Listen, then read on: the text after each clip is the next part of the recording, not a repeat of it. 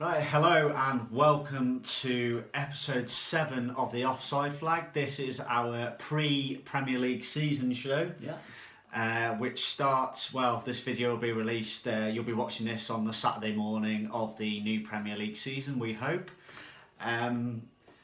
Excited? Definitely. New Premier League season, always a fun time. It's some very good fixtures as well. Opening day, Arsenal Liverpool obviously stands out. United, not necessarily because of the team they're playing. All due respect to Bournemouth, very decent team. But I mean, it's more about the new signings, the four big signings they've made. So that's one I'm going to be looking forward to. And is Hull Leicester City on BT Sport as well? That is the opening game of the Premier League season. That's a 12:30 kickoff. It'd be an interesting game. That I think Hull have not done a lot in the transfer market, and Leicester have managed to keep hold of the majority of their players. So it could be interesting. Leicester could get off to a flyer. Yeah. The only thing that I want in that game is Michael Owen's commentary. I saw a quote that it's an impossible shot. Yaya Toure did that once. So little gems like that would be brilliant. Yeah, everybody loves a bit of Michael Owen commentary. Do you know what? I think if we had a channel where it was Michael Owen and Andy Townsend commentating, I think I'd probably just throw something at the TV. Do you know he wants to beat Romania, Andy Townsend? Well, not him by himself, obviously, but... Did he? Yeah. Was it in the World Cup? That's probably... It's hard to remember, really. I mean, he's never ever mentioned it, ever. Then, gentlemen, breaking news. Andy Townsend once defeated Romania. Well, his team defeated Romania in the... What round was it? I want to say last 16. It was on penalties, I believe. 1990, I think. Yeah, it's never been mentioned ever. But talking about the past, we should move on to the future. Really, talk about our predictions for the upcoming games. Do you want to start with Hull versus Leicester? Yeah. Can see this being a good fast start for Hull. Not Hull, Leicester. See, that's what you get when it's unscripted. No, good fast start for Leicester. Away at Hull, they've got no permanent manager at the moment. I believe that they've got an interim manager. Interim manager, yeah. Good fast start for Leicester. I think it'll be 3 points on the board for the champions. You? I think Leicester will win. I'm just hoping that the name of Hull never changes to Hull City Tigers, or if it does, Pro Evolution Soccer would be very happy. But no, I think said got majority of players. I think Mahrez, Vardy would be too much for Hull to cope with on the opening day. No, I think that if Hull ever change their name to Hull City Tigers, I think we should all just pack up and go home. To be honest, It's not American football. It's not a franchise. Sort yourself out. Yeah. Same to West Midlands Village. Yeah. Man blue. Burnley Swansea. Burnley's first game back in the Premier League is at home. They play Swansea City. I think, with all due respect to Swansea, it's one of those games, if Burnley are going to stay up, they're going to have to win. So I think that they're going to go for it. Promoted teams often do well at the start of the season, riding the wave of momentum from the previous season. I'm going to go for a Burnley win. Me personally, I think it'll be tough being back in the top flight. There is a big step between the Championship and the Premier League. I think that, in all honesty, I think they'll get a draw out of it. I think it'll be a solid draw and a solid start. No, it's good to see Burnley back in the Premier League, and it's good to see Sean Dyche as manager, because he's a very, very honest bloke and he'll tell it how it is. Exactly. Reminds me of Tim Sherwood in that regard. Sorry? Are we talking about the same bloke here? Yeah, he's very, very honest. Yeah, he's full of crap. That's the difference between Dyche and Sherwood. But whilst he is wrong, it is his opinion. It is what he actually thinks. Yeah. On to the subject of which team Pardew has messed up the most in this game. Palace versus West Ham. I'm sure Championship football will be on the horizon for both teams if he'd stayed there or had been there. I'm going to go... Oh, West Brom, sorry, not West Ham. Again, unedited. Unscripted. So I'm going to go for a Palace win here. I think that they'll actually try to attack in this game, and that'll eventually wear down West Brom. Yeah, I think. By the way, we're currently running a competition alongside this of how many balls ups we can make in one programme. So yeah, I've got a cameraman laughing down the ear at the moment. So. Palace West Brom. Home win for Palace.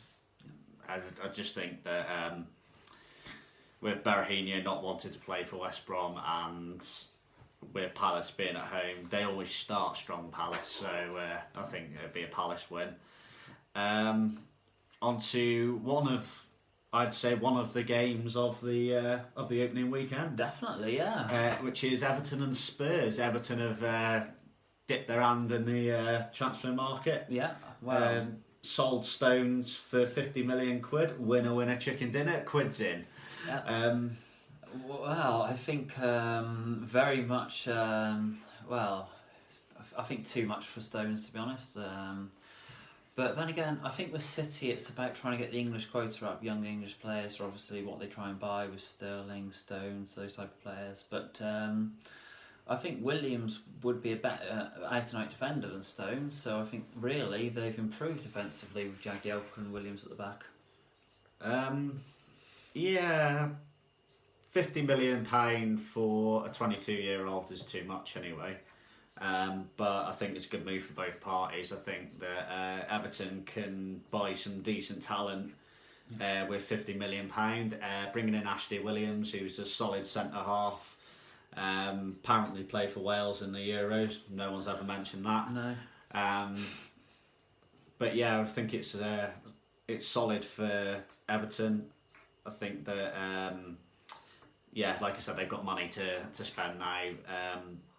Which will be to their advantage. It's about time Everton had some money to spend because I'd say since probably, when did David Moyes first? About 13 years ago now, wasn't it? Yeah, it's so back then. 2004. Trying to think. It's quite early noughties. Yeah. To be fair to Everton, they've survived in the Premier League, and not only survived, they've managed to achieve things in the Premier League on a shoestring budget for about the last 13 years. So now that they've got some money, it's time to see what they can do with it. Like I said, biggest thing so far for them is they've held on to Lukaku. They've got a goal machine up front. I think Everton at home first day. Spurs possibly hangover from last season. So I'll go an Everton win. I'm going to go for a draw, but one thing I will say about Everton is they'll be a lot better defensively this year because Ronald Koeman, fantastic centre-back in his career. I think he's going to marshal the defence very well. So, and better than Martinez didn't really... he preferred the style over substance, I personally think. So, yeah, I'm going to go for a draw, but good game. Yeah, he's definitely a John Stones manager, wasn't he? Yes, exactly, yes. Definitely a John Stones manager. On to another of the newly promoted clubs. It's Middlesbrough, and they're at home to Stoke. What are we thinking? I'm thinking a draw. I think Stoke...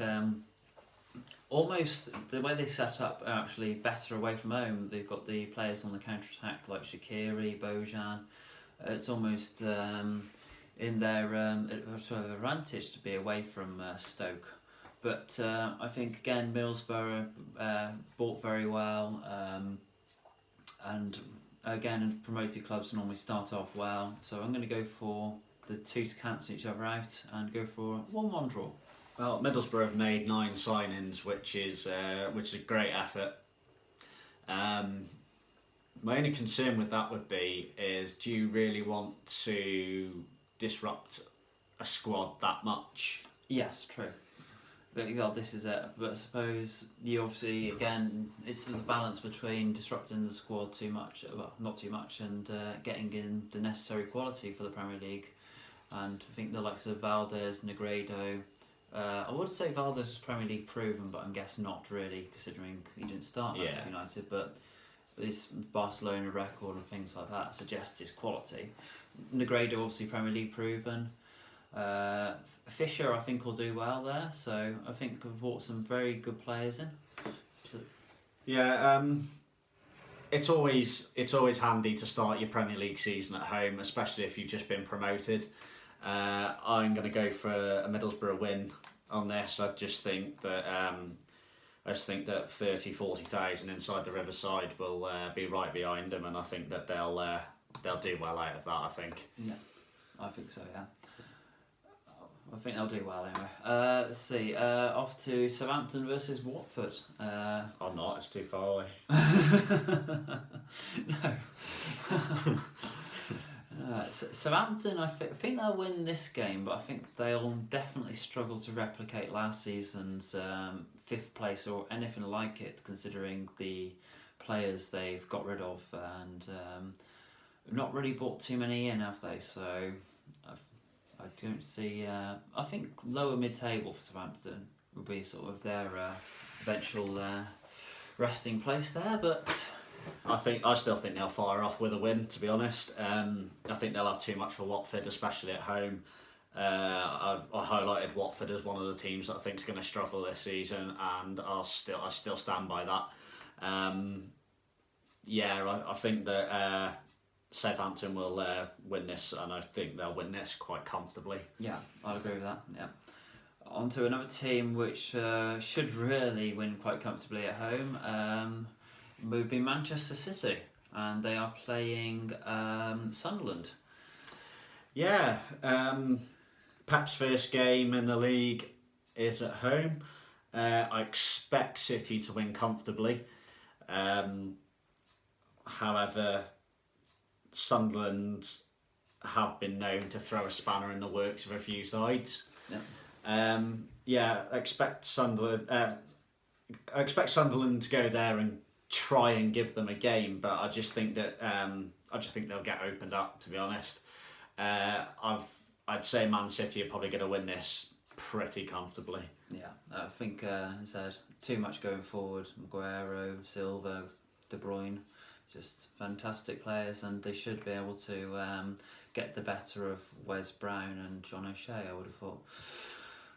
You're implying that Wes Brown and John O'Shea are subpar defenders? Yes, actually, I would say that.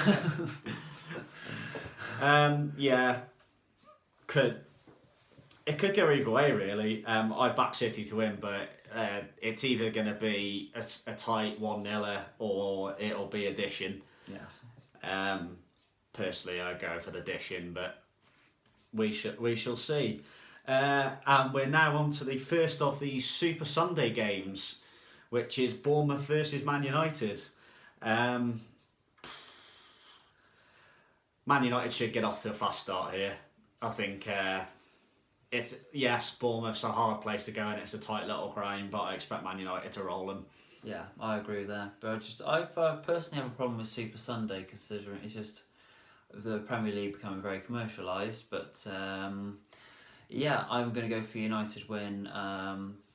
On paper, absolutely fantastic team, and again, with the players they've got, I would say the Europa League should be quite easy for them if they actually apply themselves correctly and put it in their first team quite early on. Yeah, I can't imagine Jose taking it lightly, to be honest, especially with the league as difficult as it's going to be this season. I think he'll be taking it lightly and he'll look at it as if that's his backup plan. Yeah. And that should be if they win that, then that'll be their Champions League place. But I can't imagine any Jose Mourinho side thinking that they're going to be anywhere near not qualifying for the Champions League through their league position this season. No. I think they've got enough firepower. They've signed some very good players. He's done some very good business. Fancy United to go there and win. Bournemouth will put up a fight as they normally do, but I think that it'll be... Yeah. I fancy Mata to play for a good 10 minutes. He'll start from the 60th minute, I would have thought. That's my main prediction for the game, really. Yeah. Now we're going on to our second Super Sunday game, and this is the part of the season that really does bring it home, and it does get me excited about the Premier League season. And that are those 3 words that Martin Tyler utters before kick-off. And it's live. That honestly, I've heard those words for 20 years now. Yeah. And it's still the best words you can hear at the start of a football season. I think it's absolutely fantastic. Yeah. Whereas results and predictions go, I actually fancy Liverpool to win this. Okay. I do. I think that I actually do fancy Liverpool to win. So I must admit their high pressing style will be a problem for Arsenal, but I just think Arsenal. I think a draw. I think again, I seem to go a draw for a lot of these predictions, but Özil's out, isn't he? I think that's a big miss for Arsenal. But yeah, Liverpool have made some good signings this summer. I mean, the keeper Karius is out though for the first 6 weeks of the season, which will be a blow because it means Millionaires will have to play unless Maninga gets in front of him. Yeah. Which, to be honest with you, is highly likely because Millionaires is shocking. But Liverpool have made some good signings, and I think they'll go to Arsenal full of confidence. And yeah, I think it'll be a Liverpool win on Sunday afternoon. I did say that Arsenal are looking for a new long-term centre-back because Mertesacker is out for a while. Sort of like, I think you've missed the point there, Wenger, really. I think the problem was Mertesacker was starting. Yeah. He's probably trapped in that wheelie bin that he turns in. Yeah. Just a point, Wenger still hasn't signed anyone apart from Xhaka. Yeah. So I'd imagine Arsenal fans will be quite disillusioned, and I heard a rumour the other day that he wants to stay on past his 2017 contract, which will even more disillusion Arsenal fans, I think. Well, I'd say the Wenger debate is another topic for another time because it's obviously half the fans will say they want to keep him and half the fans want rid of him, don't they? So on that point, if you are an Arsenal fan and you'd like to get in touch with us, please do, and we'd love to hear your argument, and we'll debate it at some point, possibly next week. Exactly. Yeah. So if you could tweet us at the offside flag 1, and and just give us your opinion on the Arsene Wenger situation and whether he still has a place at Arsenal. Exactly, it's a compelling argument either way, isn't it? But a team that has changed their manager is Chelsea, and they are playing West Ham at home. And it's on Monday night. Of course. This should be a very, very good game. West Ham are a fantastic team now, but I'm going to go for a Chelsea win because I think Conte will have his defence very well organised. He's got Batshuayi, the new forward. I don't know much about him, but considering the price tag, you'd think he'd be a decent player. And the thing about Chelsea for me is players like Hazard can't be any worse than they were last season, really. So I actually think that they'll actually have a resurgence. So I'm going to go Chelsea 2-1 win. It could be a hell of a game. I fancy West Ham to go there and get something, actually. I think they'll set up for a draw. I think they'll get a draw. It'll be a score draw. Both teams will score, but I do fancy Chelsea West Ham to get something at Stamford Bridge on Monday night. And it wouldn't be a surprise either, to be honest, because West Ham have turned into a very, very decent team. That's our result predictions. What we're going to do throughout the season is me and Gav are going to have a little challenge between us. Yeah. And we're doing our own Super Sixes. What we're going to do is we're going to give ourselves 3 points for a correct scoreline and and a point for a correct result. Yeah. So the 6 fixtures that we have picked for this week, and if you would like to get involved as well, we would like you to do that. Our 6 fixtures this week are Burnley and Swansea, Everton and Spurs, Middlesbrough and Stoke, Man City, Sunderland, Bournemouth, Man United, and Arsenal, Liverpool. So my Super Sixes this week, first of all, Burnley, Swansea, I've gone for a 1-1 draw. Yeah, I'm going to go for a 1-0 win for Burnley. Everton, Spurs, I've gone for a 2-1 win for Everton. I'm going to go 1-1. Middlesbrough and Stoke, I've gone for a 1-0 win to Middlesbrough at home. I'm going to go 2-2. You think Stoke are going to score twice? Yeah, that's the... I'm surprised you didn't go Middlesbrough. We weren't surprised that Middlesbrough scored twice, but yeah. Well, opinions. We're going to go for Man City, Sunderland. I've gone 4-1 to City. I think they'll roll them. I'm sending mine off to NASA, but no, I think 4-0 to City. Bournemouth, Man United. I've gone for 3-0 to Man United. I'm going to go 2-0 to United. Bit more respectable. Yeah. And the final one, Arsenal, Liverpool. I've gone 2-1 to Liverpool. I'm going to go 1-1 for that one.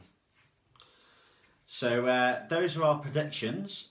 So if anybody would like to get involved, it's at the offside flag 1. Tweet us, and if we get enough in, then we'll set ourselves up a little league and we'll sort out something at the end of the season. Yeah, definitely. Like a prize, a trophy. Not going to be cash, we're skint. Yeah.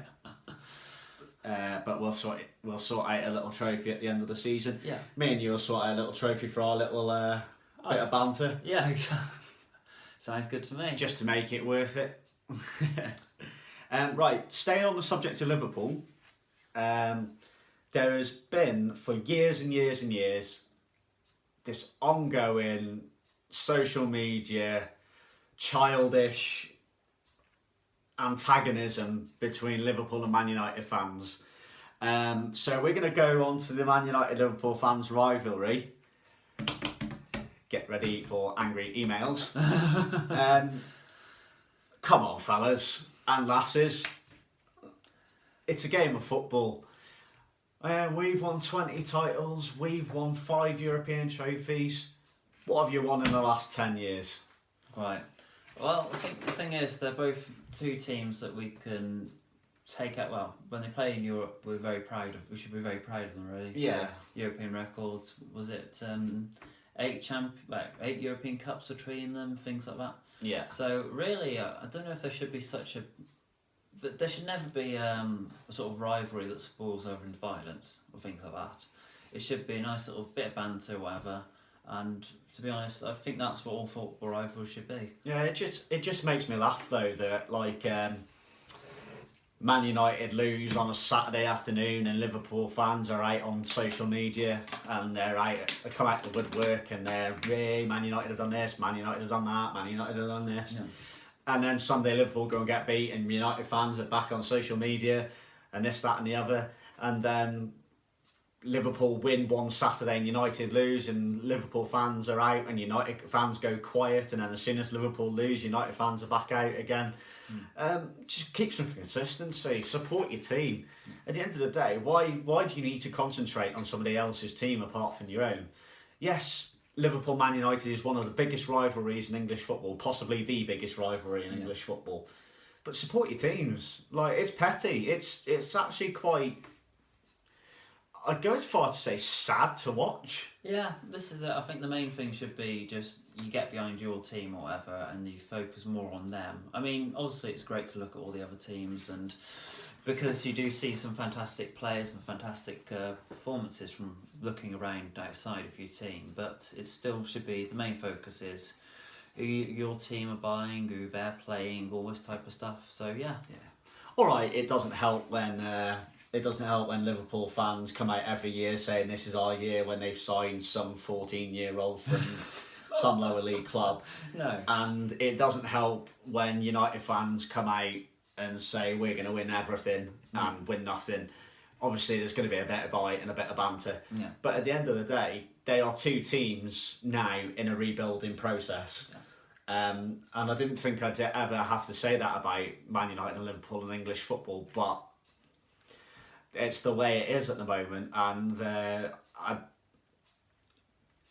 I'd argue United aren't because, as I said, Jose identified the four players, 4 positions, and he's got them all. And if you look through their team, I can't really see a weak spot now. So, I think Man United have been in a rebuilding process since Ferguson stepped down. yeah, I'd agree with that. But I think now they've actually rebuilt. I think now just needs to gel. I don't think that rebuilding process though will be done or confirmed until the end of the season. Do you think it'll take that long for the players to actually adjust? Or some players at least. I think with the way it's been the last 3 or 4 seasons, I think United, with the players that they've got, Yeah. there is a lot of pressure and expectation on them now. Yeah. And it's not your normal, we're going into the Premier League season, we've got to win the title. No. It's, we have to win the title. Yeah. With these players that he's bought and the money that he's spent, we have to win the title. I do agree with you about the pressure because, I mean, Di Maria came over here and I disagree that he was a failure because I think he got 10 assists in 20 games, but it wasn't as good as he could have been, was he? So yeah, I think I do generally believe. I think United are halfway there. I think Liverpool are just behind them in the rebuilding process. yeah, I think Liverpool will just finish outside the top 4 this season. yeah, but it'll be a step in the right direction for them. But we shall see come May. Also think that about the Liverpool point, 2 or 3 years time, if Klopp is still the manager, I think they'll be title challengers. Yeah, I think he's got that ability. It's whether Liverpool are willing to give him that time, which I think that they will. Yeah, And I think the fans will give him that time because he's a charismatic manager. exactly. And he hasn't got Roy Hodgson looking like an owl sat in the director's box room. Yeah. Don't know what to do. All you've got to do is ask Sacco of Jurgen Klopp's managerial skills. I'm sure he'd be a big fan. Right, to end the show, we mentioned it last week. Me and Gav have come up with our own all-time Premier League 11 to start the season. I don't know whether you can see this on the camera, but I did mine and I stupidly left it out on the side, fell asleep, and the wife decided to use it as a graffiti pad. So, yeah, so we're going to have to sift through this somehow. As mine is not written down, I do not have these issues. It's what happens when you get bored, isn't it? Right, do you want me to go first, or do you want to go first with yours? So normally on countdown, the person who hasn't written theirs down goes first, don't they? Yeah. So I'll go first. Who you want? Okay, so Gav's all-time Premier League 11, plus we have 4 substitutes, 1 for each position. Okay, brilliant. I'll go for Peter Schmeichel in goal. Fantastic command of his area. Could almost start off an attack with a throw-in. Got United 10 points a season, I guess, something like that. Ashley Cole left back, fantastic defender, but one of the sort of modern left backs in terms of it would help going forward. Tony Adams and John Terry as my centre backs. Terry, fantastic tackler, fantastic spirit in the game. Maybe a bridge too far outside it. Natural born leader. Yeah, I think this is the most glowing I'm ever going to be like John Terry. So on to Tony Adams. Organised defence very well, managed to keep, set up an offside trap by himself, inspiration for our show. Right back, no other choice but Gary Neville, really. Longevity, dependable. Left side of midfield, tough choice between Perez and Giggs, but longevity, the mazy dribbles used to go on. Giggs was a pleasure to watch. Vieira and Scholes in midfield. I think perfect balance should be one player to tackle, one very good tackler, one very good passer. Then Beckham on the right wing. Just crossing ability was. I think he's the best crosser I've ever seen of a football. And then, this is a personal preference of what I want from my strikers. I like strikers who set up as many goals as they score, or near enough. So I'm going to go for Bergkamp and Henry. So I don't know what Bergkamp's rating is for ball control on FIFA, but it should just say perfect. It just didn't have a number. Then I'm going to go for, on my bench, David Seaman. Desai. Keane and Shearer as my striker. Yeah, that's fair enough. It's a very, very good team. We're going to try and come up with our worst 11 at some point. We were having a chat about it earlier before we started filming this, and it's a lot harder to come up with 11 players that aren't as good. Yeah.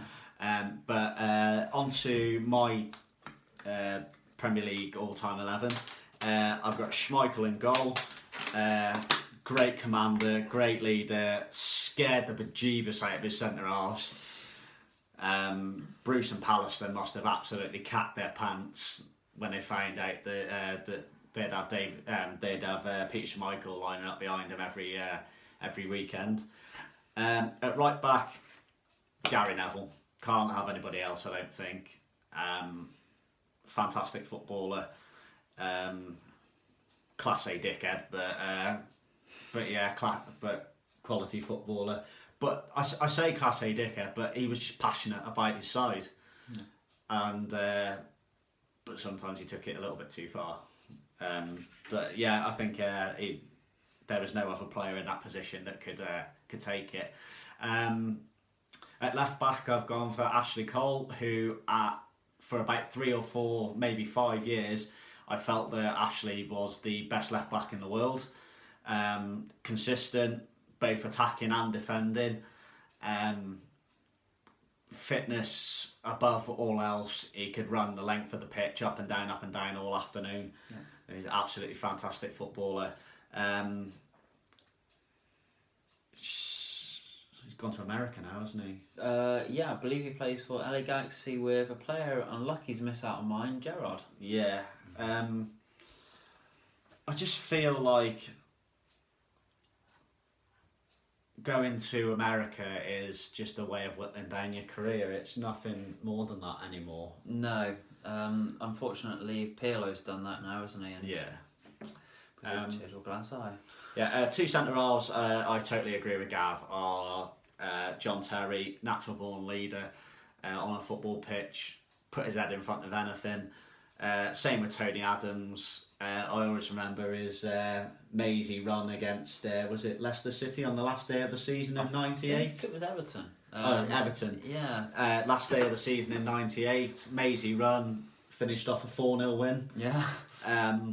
Great finish, by the way. Left-footed, whack. Great finish. I had put Ronaldo down on the right side of midfield. However, I've got 3 other Man United players from that era, from the mid-90s. Yeah. In that midfield. So I'm going to take him out. I'm going to put Beckham in, and he's going to be joined by Scholes, Keane, and Giggs. That midfield could play in any era at all. That Man United midfield could beat anybody. Keane can tackle and scare the living daylights out of people. Scholes can pass, shoot, still land the ball on a 10-pence piece if you asked him to. And yeah, he was absolutely fantastic. Up front, the 2 I've gone for up front,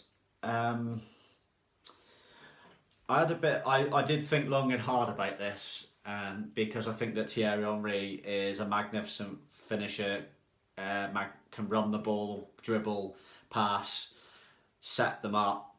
However, I think that for the Premier League, there had to be an English striker in there, and for that I've gone for Alan Shearer. Just the sheer amount of goals that he scored in the Premier League holds the Premier League record. I don't know if one day that's going to be beaten. No, Harry Kane wouldn't be a bad shout for that. Yeah. How young he is and his regular goal output, but Yeah, and the other one is the magician Dennis Bergkamp. There's no way, there's no Premier League team that he couldn't be in. no, he was the first name down for mine. I must say. On the bench, I've gone for David Seaman. This might surprise a lot of people, but I've also gone for Dennis Irwin. The reason I went for Dennis Irwin is because he was so consistent. Yeah. That you could almost guarantee that he would never have a bad game for Man United, and I don't think he ever did. No, he's sort of one of those. You might put 7 out of 10 every time he gets the match rating. Yeah. Patrick Vieira, and last but not least, Thierry Henry. So that concludes today's show. Next week we will look at the Arsene Wenger debate. Yeah.